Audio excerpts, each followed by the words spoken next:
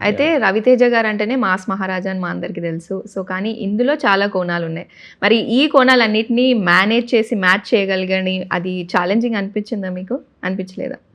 అంటే 'రవితేజ' గారితో ఇవన్నీ చేపియడానికి. మెయిన్ ముఖ్యంగా ఫ్యామిలీ ఉంది ఇందులో. ఫ్యామిలీ డ్రామా ఎక్కువగా కనిపిస్తుంది.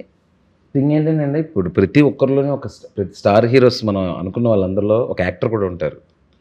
సో మనం ఆ స్టార్ హీరో క్యాటర్ చేస్తున్నామా స్టోరీని, ఆయనలో ఉన్న యాక్టర్ క్యాటర్ చేస్తున్నామా అనేది పాయింట్. Okay, right. నేను రెండోది ఇష్టపడతా. నేను ఏ స్టార్ హీరోతో వర్క్ చేసినా అతనిలో ఉండే నటుడు, అతనిలో ఉండే యాక్టర్ కంప్లీట్గా ఉపయోగించుకోవాలి అనే స్వార్థం ఉంటుంది నాకు.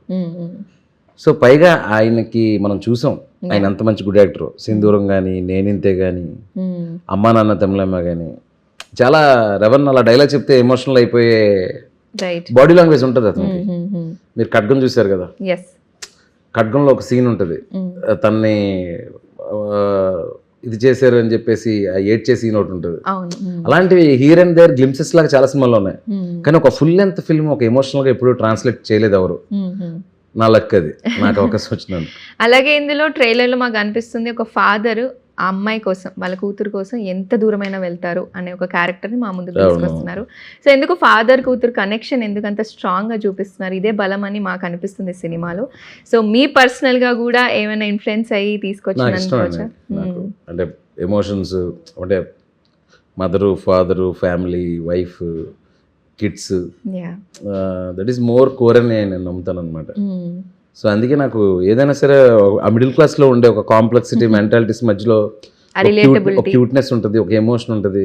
అప్పుడే నవ్వుతారు, అప్పుడే ఎమోషనల్ అయిపోతారు. ఆ వండర్ఫుల్ సిచ్యువేషన్స్ ఉంటాయి అన్నమాట. సో ఇప్పుడు నాకు ఆ ప్రైమేస్ లో కథలు చేయడం నాకు ఇష్టం. మీ సోషల్ మీడియా కూడా మొత్తం చూస్తే మీ అమ్మాయి గారితో ఫోటో ఉంది, మీ అమ్మాయి గారు ఎందుకు అంతే ఉంటుంది, మీ పాపతో ఫోటోలు ఉన్నాయి, అండ్ ఫ్యామిలీతో ఎక్కువగా అనిపిస్తుంది. So I feel you are so much connected with your family అని అర్థమవుతుంది.